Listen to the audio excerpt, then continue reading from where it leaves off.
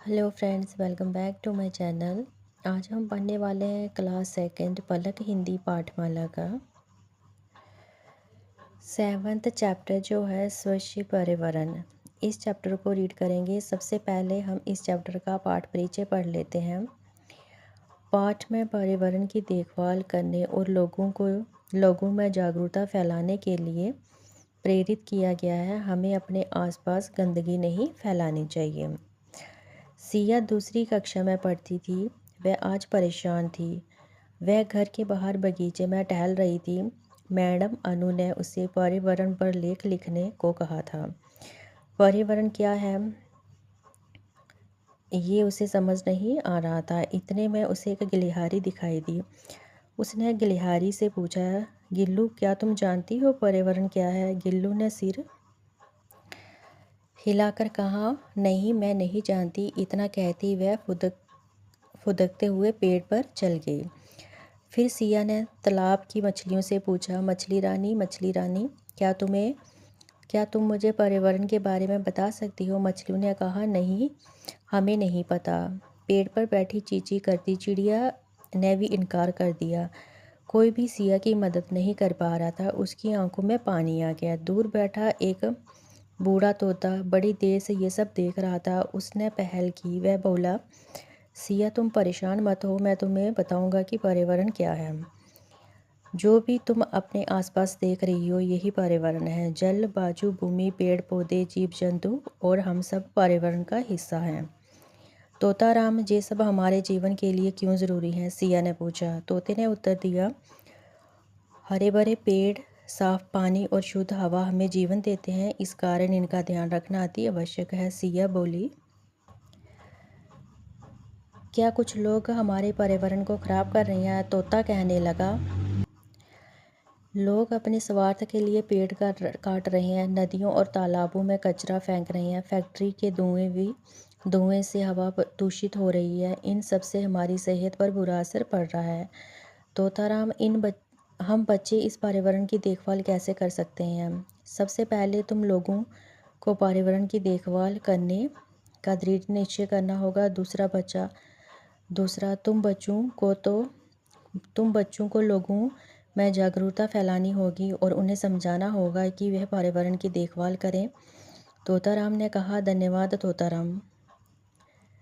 सिया ने तोताराम की बातें अपने लेख में लिखी। अगले दिन अनु मैडम ने सिया के लेख की खूब सराहना की। बच्चों ने पर्यावरण की स्वच्छता पर चर्चा भी की। सबने मिलकर प्रण लिया कि आज से हम गंदगी नहीं फैलाएंगे, हम वृक्ष नहीं काटने देंगे, हम नदियों और तालाबों में कचरा नहीं फेंकेंगे, हम अपने देश को स्वच्छ एवं रोग मुक्त बनाएंगे। तो इस कहानी से हमें क्या सीख मिलती है? हमें पर्यावरण की स्वच्छता पर ध्यान देना चाहिए। तो चलिए अब हम इस चैप्टर की एक्सरसाइज कर लेते हैं। क्वेश्चन आंसर बाद में करेंगे। सही विकल्प चुनिए। सिया की मदद किसने की? तोते ने। पर्यावरण को कौन खराब कर रहा था? लोग। सिया को पर्यावरण पर क्या लिखना था? लेख। नेक्स्ट, सही शब्द चुनकर वाक्य पूरे कीजिए।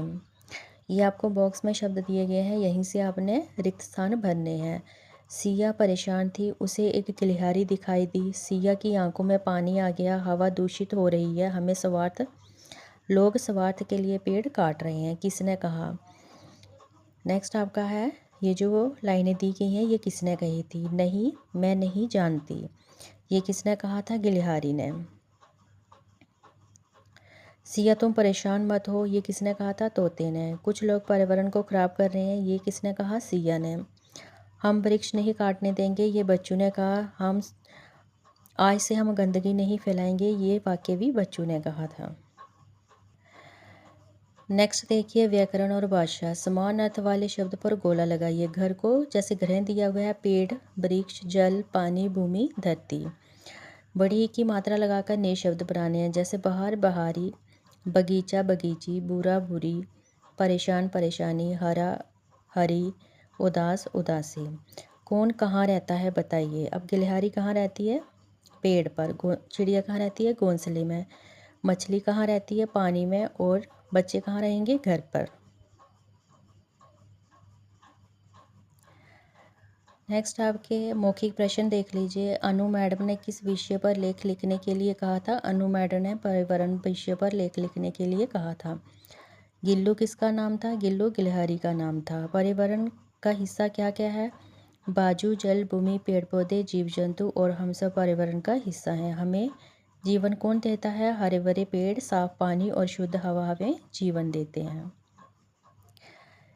किसने सिया के लेख की खूब सराहना की? अनु मैडम ने सिया के लेख की खूब सराहना की। हमें अपने देश को कैसे बनाना होगा?